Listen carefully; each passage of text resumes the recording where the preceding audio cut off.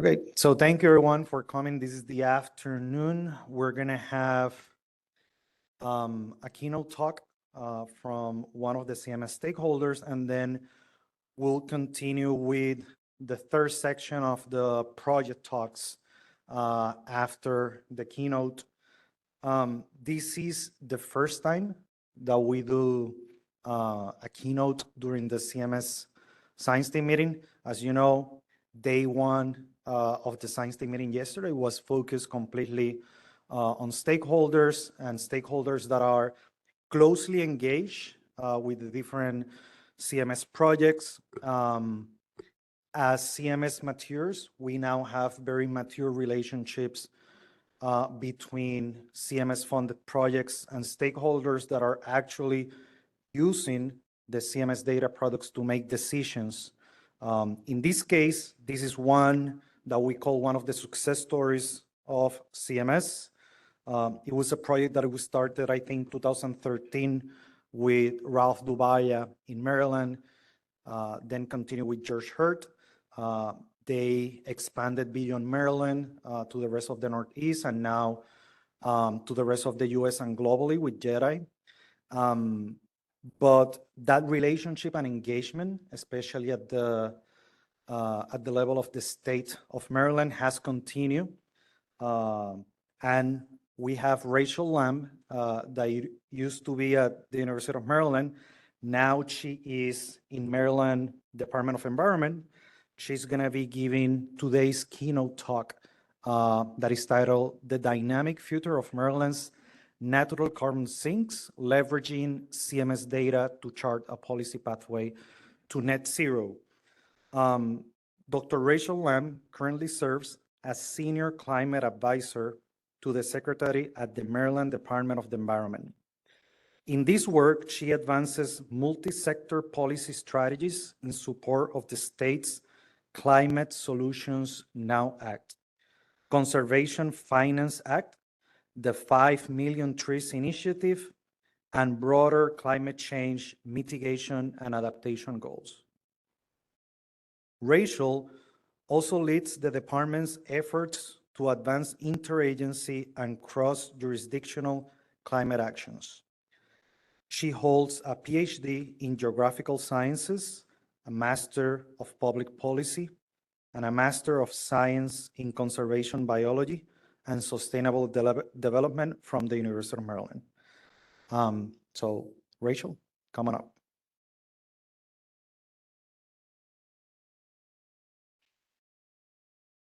She has 30 minutes for the keynote, and then we'll have 15 minutes for Q&A discussion. Thank you. Great. Well, good afternoon. Thanks so much for the opportunity to share more about where the state of Maryland is, both in our ambitious climate policy, but more to the point here, how we've been basically leveraging investments from NASA Carbon Monitoring System to really help us improve our decision-making across multiple policy tools. So I want you to come with me to the current state of climate policy in Maryland. So as of last year, Maryland now has the most ambitious short-term climate goals of any state in the US. So even more ambitious than California, we are required to reduce emissions 60% by 2031 from 2006 levels. And in the process of doing that, make sure that we are on trajectory to meet net zero by 2045. So of course, we share a lot of ambition with regional states. We share that ambition with the US government. And we are on the front lines of figuring out all the suite of policies that we need to be able to hit this goal. We are required to deliver a plan that outlines those strategies very soon in December of this year. And in June, we released a pathways report that outlines some of the general suite of policies that we need, supported by multi-sector modeling.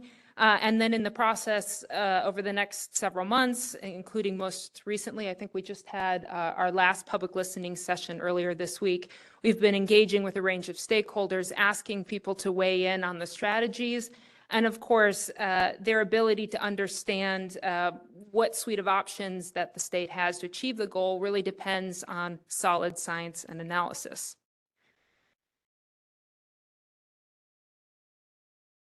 In 2020, we released our most recent greenhouse gas inventory. So like many jurisdictions, this is an important tool for assessing our current state of emissions and then trying to evaluate whether or not we are on or off track. We are taking dramatic actions across all of these sectors, specifically a lot of the major sources you see here, including, of course, transportation and the electricity generation sector. But because we now formally have a net zero goal, that means that it's just as important that we get our sinks right as it is we are decarbonizing quickly across our sources. So that's what I'm going to talk about specifically here this afternoon, is the work that we've been doing to really increase our understanding about the dynamic nature of Maryland's carbon sinks, specifically forests, which of course is our largest climate sink in the state, and how we're leveraging this information to move forward towards these big goals. All right, so I mentioned forests as one of course, the dominant sectors that we're looking at, but in the state, we've also made improvements around agricultural soil carbon, as well as our blue carbon ecosystems, which for us, we don't have mangrove, so that means tidal wetlands and submerged aquatic vegetation or seagrasses. I'm going to come back to those two at the end because we have been doing some work that's relevant to CMS projects there. But going to focus really on the most mature applications here, which are in our forest and trees outside of forests. So of course, as I already mentioned, we have our emissions inventory, right? That's policy tool number one. It gives us a snapshot of fluxes over time. And while our state publishes them every 3 years under the law, we are trying to improve the way that we understand those emissions and those sinks, those removals. And so, for example, in the way that we think about forests, we're trying to get that down to annual rather than triennial. Like many jurisdictions, we also have a plan. So this newest plan that we're releasing is our third climate plan. And so this plan is supposed to be comprehensive. And we've been working off of our last one, which had 2030 goals until, of course, this most recent law change, cranking up the ambition on our goals. And now we're writing a new one. We also have something in the state called a progress report or progress tracking. And this is really maybe not unique to us, but something that's a little different to put in conversation with the inventory. So while the inventory is focused on fluxes, right, that's the actual emissions or removals in any given year, progress tracking helps look at some of those activity indicators that might help the general public better understand what the state is able to influence. For example, you might think about EV adoption or number of trees or acres of best management practices being implemented. That needs to crosswalk inherently with the inventory, but helps people better understand where they can make a difference in this climate goal. And then, of course, what's really critical, and I think it's been very true of Maryland since the beginning, but there's been a really strong emphasis on working more closely with our university partners, with our other state and federal agencies to make sure that we really can leverage best available science to improve this understanding.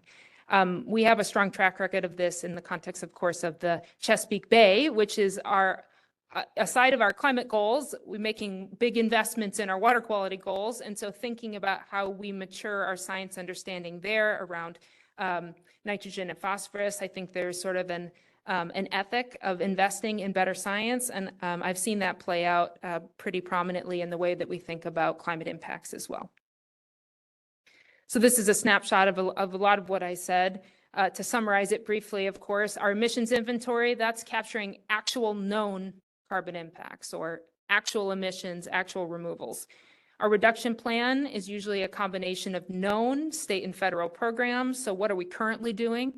The potential scale of implementation, what do we think is possible with more investment? And what do we think the projected carbon benefits are of those activities? Progress tracking, again, is what actually happens. Did we actually get that many acres in the ground? Are people actually buying more electric vehicles? Are we actually transitioning the public transportation sector? And then, of course, we need science that helps harmonize across all of these. So many different jurisdictions have different baseline years. For us, that's 2006. So we need to make sure every time we update that inventory, we have a way of backtracking back to where we started in 2006 to make sure we're consistent looking forward. And then we need to make sure that our projections into the future start from where our inventory left off. Our forest carbon inventory, I think, is one of the best in the world. But the reason for that is because we've had many, many years and longstanding relationship with NASA CMS and the University of Maryland, and actually across agencies within our own government. So the Department of the Environment, the Department of Natural Resources, and others, to basically figure out ways to leverage this science to improve our policy tools. So I know George talked a little bit about this when he was giving the update, but there's a suite of products that we use in tandem to support our work. So of course, early on, we were able to leverage airborne LiDAR and use that in conversation with optical imagery to give us really high resolution tree canopy cover estimates, and of course, height metrics as related to those tree canopy metrics. That kind of really solid high resolution baseline has served us well in multiple ways. One, it provides that starting point to do projections into the future, to think about with modeling, including the ED model, think about how much more carbon we could get if we make investments in different parts of the state. And so that lets us look forward, but it also lets us look backward, because when we are leveraging remote sensing data sets, such as we're doing for our new monitoring work, which I'm going to talk about for our inventory, it helps us use that LiDAR snapshot in time, allows us to make sure when we are back casting fluxes and then running it forward again, that we arrive back at that snapshot of reality that we had when we leveraged high resolution LiDAR. So here we have this full suite of both airborne and spaceborne instruments, both optical and increasingly more questions about LiDAR, like with JEDI or ISAT-2.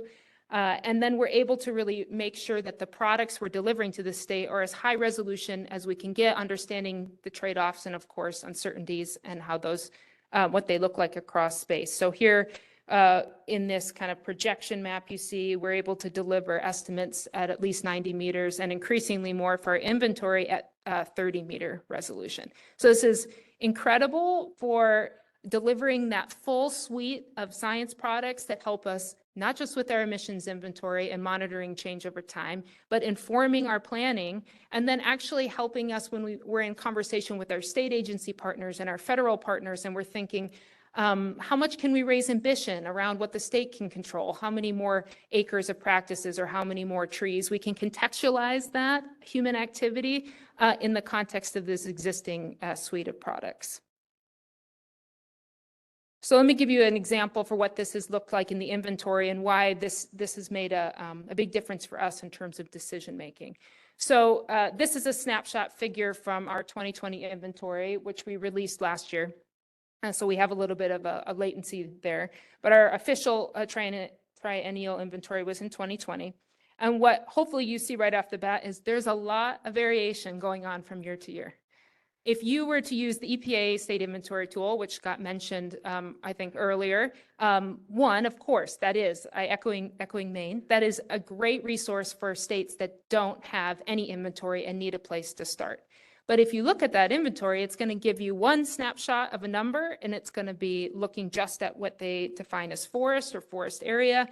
And it's going to show pretty kind of static condition over time. So there's some variability, but not a lot. With this kind of system, we're able to actually better track what's happening dynamically across not just our forests, but also trees outside of forests. So all trees and forests in the state, and actually see how those things are changing from year to year. So just looking at this, one, it presents I'm going to call it a science communication opportunity, because if you were to look at previous inventories and you're the general public, you're used to seeing sort of a pretty static line. So when you're moving from a pretty static line to something that's very dynamic like this, it presents an opportunity to talk about the why behind the changes that we're seeing. So this where and why we're seeing change, I think, has been one of the greatest additional attributes of this science. So for example, because we're able to leverage the historical sort of Landsat-based record of what's happening over space, right, going backwards in time. And so we can see those changes in disturbance, and we can see changes in regrowth and track those carbon fluxes from year to year. But because we're using modeling, we can also parse apart the process drivers. So we can know in any given year, so why did it change? Okay, we can think about it from what's the impact of meteorology or weather? What's the potential impact of CO2 fertilization? Those are both indirect drivers from a human activity point of view, right? Obviously, we're affecting those things because we're affecting global climate change, but they're the things that are hard for Marylanders to influence or control. But they're realities, right? They're affecting our forests, and they're affecting the way that we can think about their future in our planning. So being able to attribute these drivers both indirectly, like CO2 fertilization or meteorology, as well as some of those direct drivers, like reforestation, natural regeneration, disturbances both from natural causes like insect outbreaks or anthropogenic ones like development, it actually lets us be more clear and more precise when we're recommending changes to programs or changes to policy into what kinds of changes would make the most difference. So you can see this attribution from year to year. And then this figure here is just giving you an example of how you can also see it over space, right? So you can look at a flux change in any given year, and you could say, well, how much of that is coming from our existing mature forest? How much of that is coming from those new trees that are continuing to regrow that we've been planting as part of our programs and policies? And how much of that net flux is also a result of the losses or the disturbances we see? So this is giving us a lot of information that is helpful for being able to parse apart those drivers. And I mentioned it as a communication opportunity also because there are many times a state legislature would to ask me, you know, how are our forest carbon sinks doing? And they would look at a number, and they would see the number in one inventory year, and they'd look at it the next one, and let's say it increased by a third. They go, oh, great, that means our tree planting initiatives are working, right? Well, no, let's talk about that more. So it actually provides an opportunity to talk a little bit more about what makes a healthy forest, what makes a healthy investment for that long-term future that we're trying to see, that long-term investment that we're making today so that we can realize the full value of the sink, and recognizing there's a lot of indirect drivers that are affecting its health. So we can take the indirect and try to be real about that and talk about what the impact is on our forests and how we can manage that, perhaps by building resilience, but at the same time, also be very clear where that opportunity is for us to do more, like improve forest management, also reforestation, or slowing down removals of trees from the landscape. One of the interesting new initiatives that happened sort of in parallel with the way that we were maturing this inventory system was a new tree planting initiative. And Maryland's not alone in that.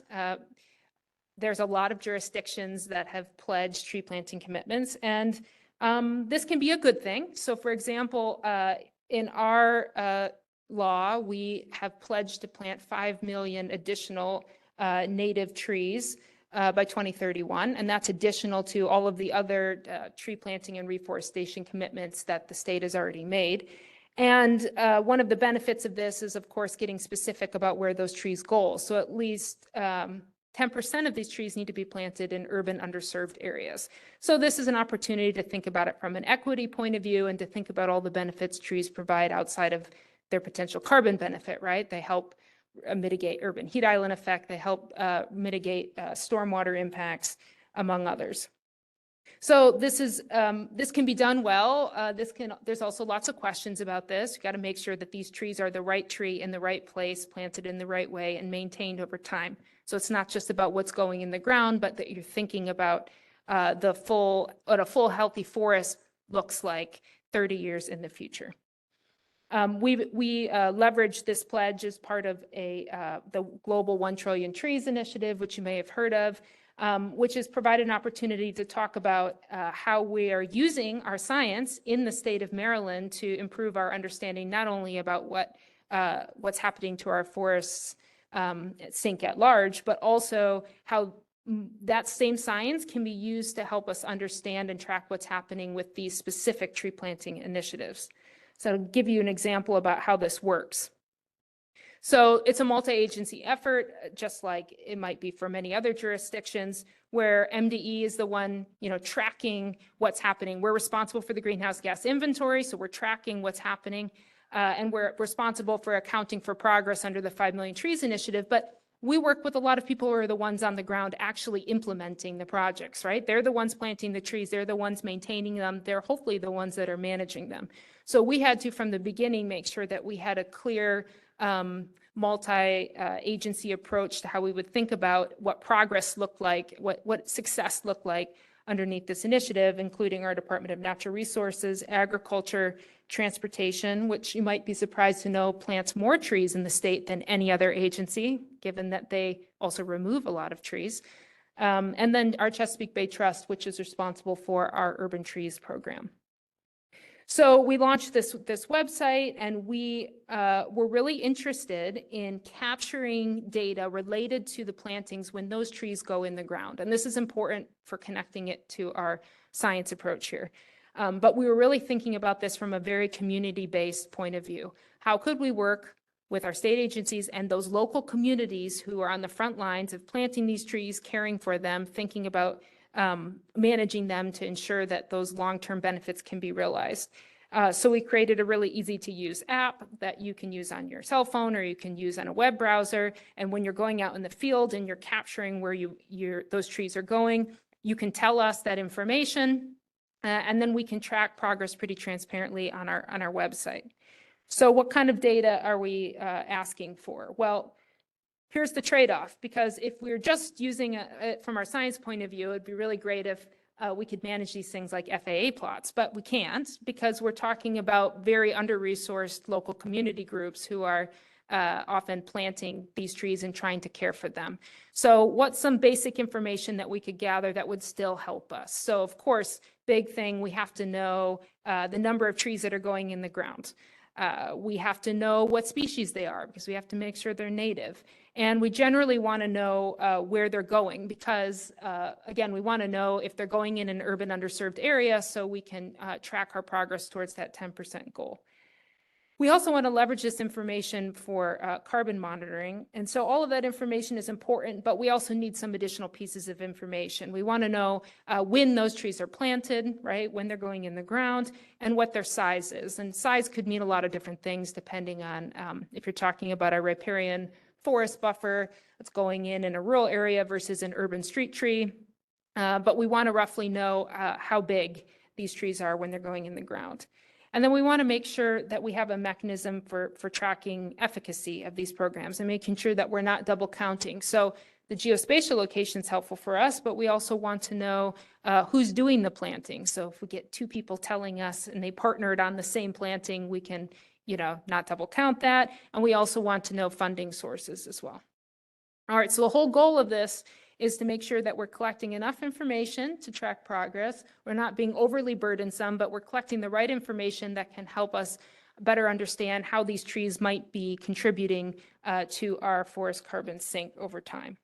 And hopefully we can also then, by establishing a relationship with these planting partners, be able to support them in maintaining the health of these trees over time. All right, so this is the basics of how we imagine this information actually being leveraged within that forest carbon inventory that I talked about. So we have all of this information coming in through that tree tracking registration tool that I've talked about, and they're reporting that activity to us, right? We're knowing how many trees, we're knowing where they're going, we're knowing their species, and we're knowing some of that basic information. We all know one of the challenges with especially tree plantings like this is it's really hard for remote sensing to detect them. So even though our 30-meter remote sensing products that we're leveraging from spaceborne instruments help us capture a good bit of that regrowth, there's some time delays and they're not likely to be capturing some of this finer level detail. So it's kind of a question, okay, how if we're starting to kind of collect this data and we could perhaps use it for validation moving forward, or at least understand what we're seeing or what we're missing. In the meantime, we can take that information and pair it with the ecosystem model that we're using to start growing those trees, if you will. But we know it's not a lot of carbon relative to what our mature trees are already providing to us from year to year. So we have reasonable expectation, but people get really excited about tree planting, and they get really excited about, especially in urban context. So how do we show that we are, have a plan for including this information in our inventory? So we start regrowing those trees in both our forests and our trees outside of forests. And then we think about ways that we can not only work with them over the short term to maintain their trees, but how we can use remote sensing to provide more long-term assessment. I told you that our baseline mapping was that based off of high-resolution airborne LiDAR and optical imagery together. But how do we perhaps refresh those tree cover maps over time? Obviously, there's lots of different ideas out there, right? We could think about ways that we could repeat that. I think somebody mentioned that in Maryland, there's a lot of investment in high-resolution LiDAR. That's true, but not all counties are doing it at the same time. They might be using different instruments. We might be thinking about how we could leverage some of the new spaceborne fusion data to help us get an estimated update and maybe compare that to what our model is telling us. We could also think about some of the high-resolution 1-meter data that's being produced for the Chesapeake Bay watershed. So there's lots of options, but I'm suggesting that this kind of approach to how we do monitoring that in the short term leverages these 30-meter data products to track spatially change over time, and then use some of this in the field data from these tree planting estimates helps. And this is an active partnership, of course, with the University of Maryland as part of their larger NASA CMS projects and goals to figure out sort of what's the next step for us. We can keep doing this for a while, but how do we make this more efficient moving forward? All right, I don't want to only talk about forests, just because we have a lot of work that we're also doing on our blue carbon systems, as well as our agricultural soil carbon systems.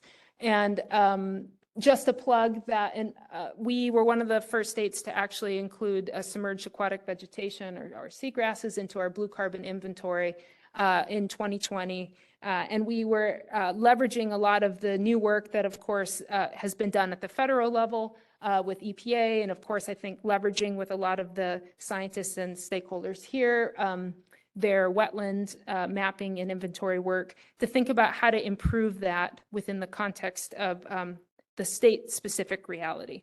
So in the Chesapeake Bay, we have really huge salinity gradients, which has a big influence on methane rates. And so we were really interested in taking what the federal government's providing and think about what is provided in the national inventory, and try to improve some of those emission factors based on different salinity gradients. We were interested in thinking about how to refine some of those sequestration and methane rates based on the literature and other recent data, including some of the work that came out of the Holmquist and McGonigal project that was funded back in 2018. And then again, include SAV, submerged aquatic vegetation. So I'm going to present 2 science communication challenges around this. Maybe I should still call them opportunities. One is, although the IPCC suggests that we use a 100-year global warming potential to understand the impact of methane, in the state of Maryland under state law, we have to use 20-year global warming potential, which actually means that our tidal wetlands, or most of our blue carbon systems, are annually a net source of emissions rather than annually a net a sink. So even though they're under conventional inventory practices, you would include sort of it as a blue carbon sink in the way that you talk about your inventory, it's a little funny that way, in that it actually is a regular emission. But we all know that tidal wetlands are really critical to our carbon planning and carbon goals because of how much carbon they're actively storing. And so one challenge is to talk about the benefit and the role of investing in these really dynamic wetland systems, recognizing that they show up in the inventory, again, as a source, But when we think about the ongoing impacts of sea level rise and how those wetlands might be shifting or migrating inward, and how they might be replacing other types of landscapes like our forest ecosystems, how we show that dynamism across space, how that shows up in the way that we talk about not just the impact in our inventory, but how that influences what we say we're going to do in our plan. And so we're working with a lot of great scientists to understand these dynamics, but we ultimately have to also help the public understand why they should still be making investments in our wetlands. And it can still be for good climate reasons, even if the inventory, if that was your only tool and that was your only way of determining whether or not you should actually do something, would tell you that that might be a challenge. Also mentioned that be familiar in the inventory context, how you're supposed to use what they call a managed land proxy to tell you where the boundaries of your inventory are. All of Maryland's land area is considered managed, which means we need to, just like we did with forests, we take credit for maybe CO2 fertilization, but guess what? We're also going to have to be accountable for if there's losses due to indirect anthropogenic disturbances. The good and the bad for wetlands, it's a similar story. We have to better understand what's happening dynamically and account for both the good and the bad. I also want to talk about investments in our ag soil carbon. So I mentioned before that in the Bay, there's a strong investment in better science because, of course, this region's investment in understanding different state contributions to our nitrogen and phosphorus challenges. But in the state of Maryland, our farmers, you might say that they are the most regulated farming community, but they also are the ones, more positively, who are on the front lines of adoption of best management practices. So actually, they have the highest rates of BMP adoption of almost any state. So cover cropping, crop rotation, et cetera. So the challenge with the way that you look at existing resources from the EPA, when you're looking back at the state's inventory, one challenge is that they kind of look at it with national sampling and they try to take from survey responses. And when you look at where they're getting their data from, Maryland's kind of an outlier in that context, and their level of adoption is actually not really being included. So you can imagine from the point of view of the agricultural community, they're already on the hook for thinking about how they have to reduce emissions in our big climate plan, you know, from the source point of view, but they also deserve to be credited appropriately for the kinds of activities that are actually increasing soil carbon sequestration and storage. So we had this idea to think about how to take all of this farm level data that the state collects on at the farm level, and in some cases the crop area level, and think about how we could use that to improve the way that we think about this in the inventory. So we wanted to improve the way we understood our annual ag soil fluxes. We wanted to make sure that we had the ability to repeat this moving forward. I think this is a key need across a lot of these different science solutions is we get a new method, a new way of doing it, and so we improve it for maybe our inventory or a snapshot for our plan, but then we have to keep repeating it, and we need a reliable way of doing that. So we wanted to find a system that could work, that could be replicated pretty easily, and then moving from there, estimate how much more we think we can get into the future. And I recognize this space has a lot of uncertainties.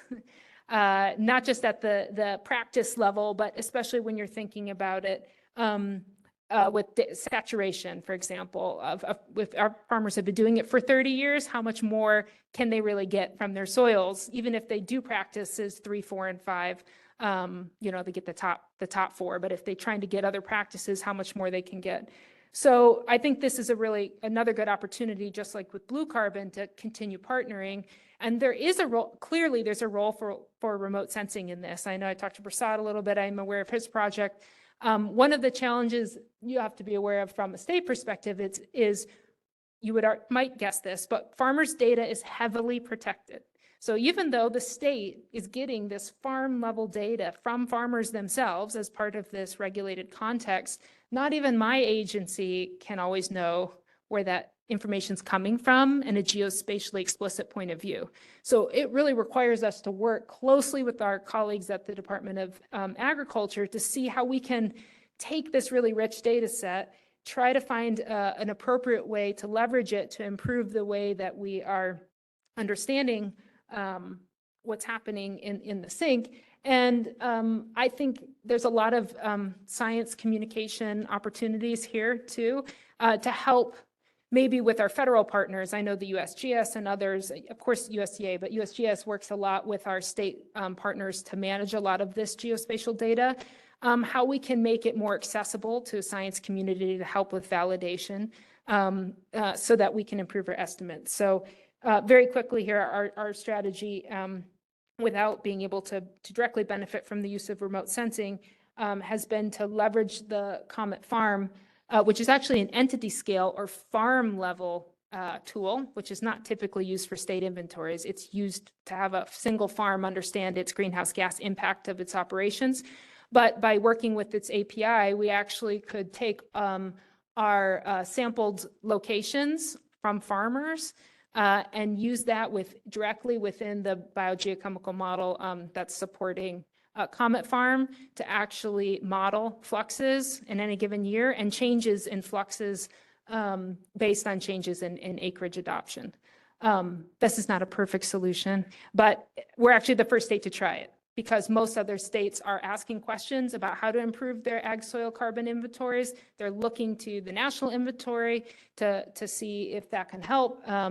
But in Maryland, in many other states in this region that participate in the Chesapeake Bay program, they have the same, more or less, same level of data that we do.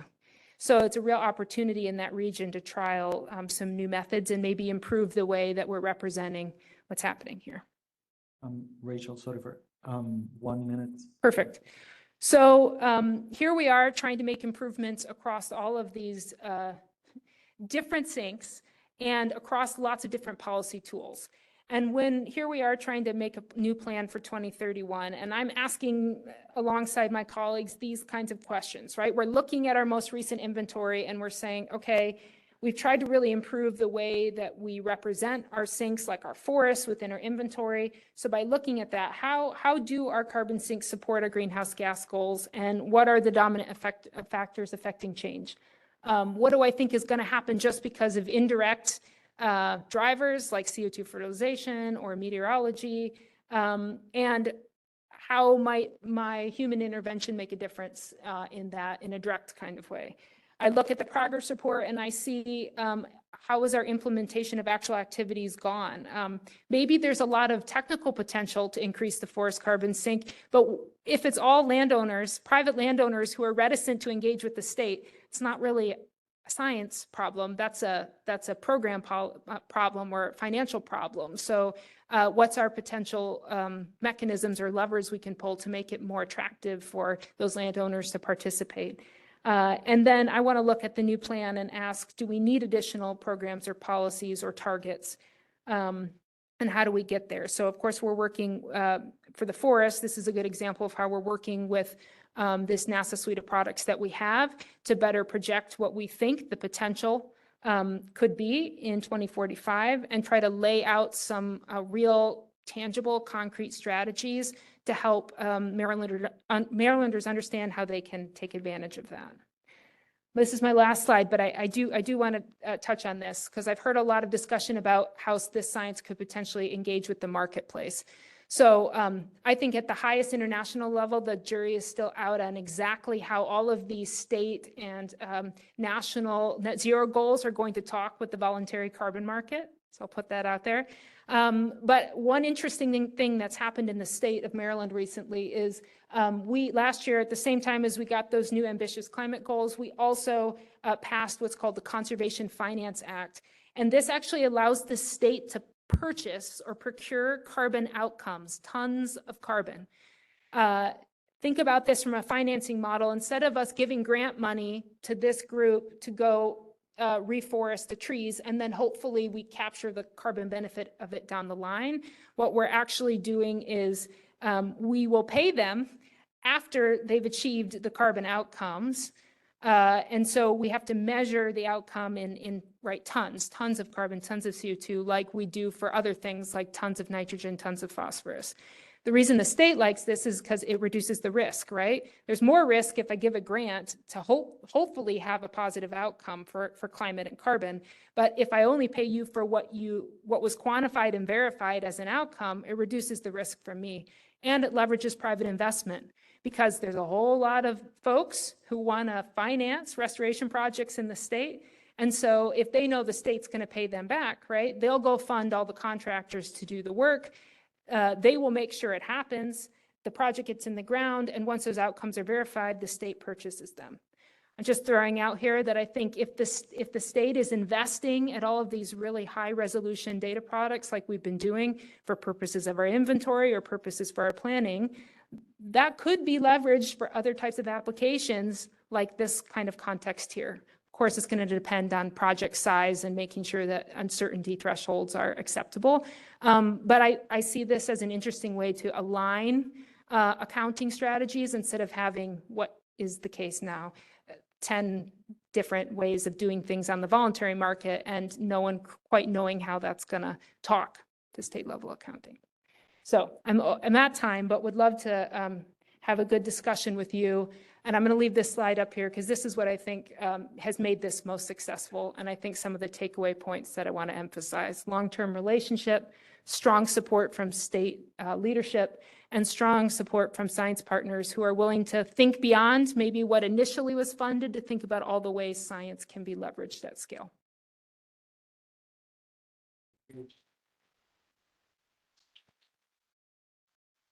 Thank you, Rachel.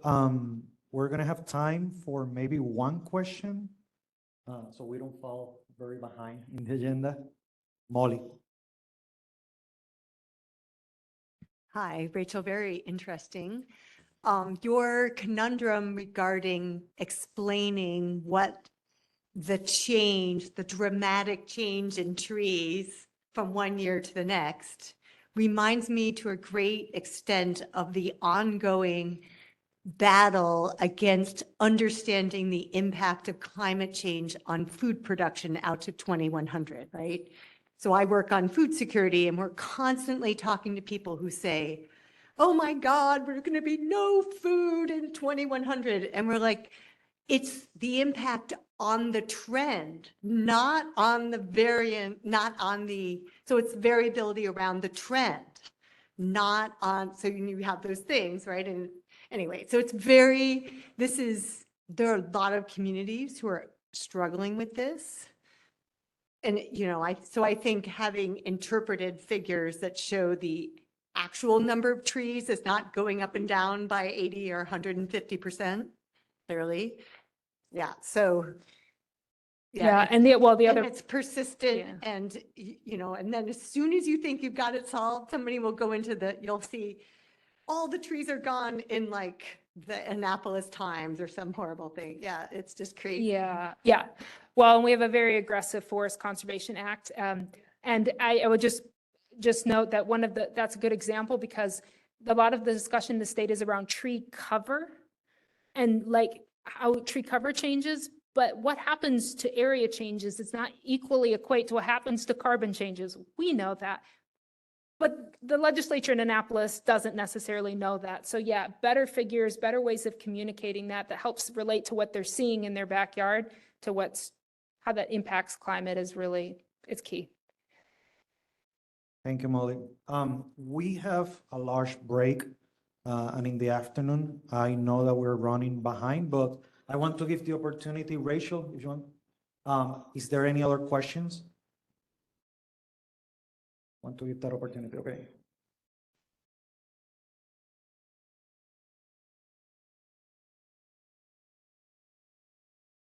So that was great, thank you, and very encouraging to see. So I have a comment that might help with the communication on the methane in blue carbon.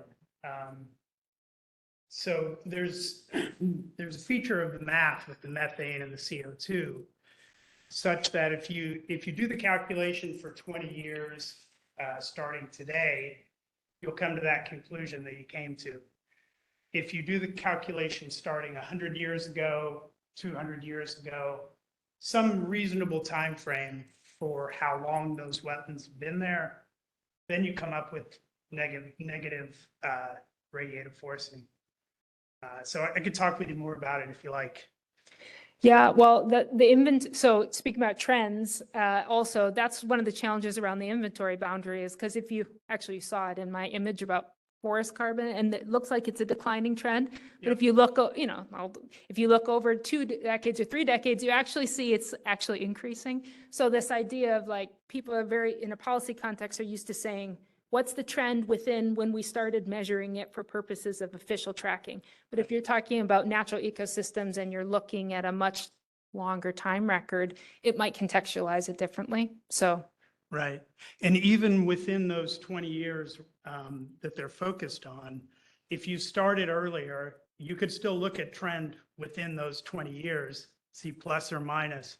But on the whole, the CO2 that's stored in the soil will have a bigger cooling effect than the methane that's in the atmosphere on that long time scale. yeah, I'll talk with you more.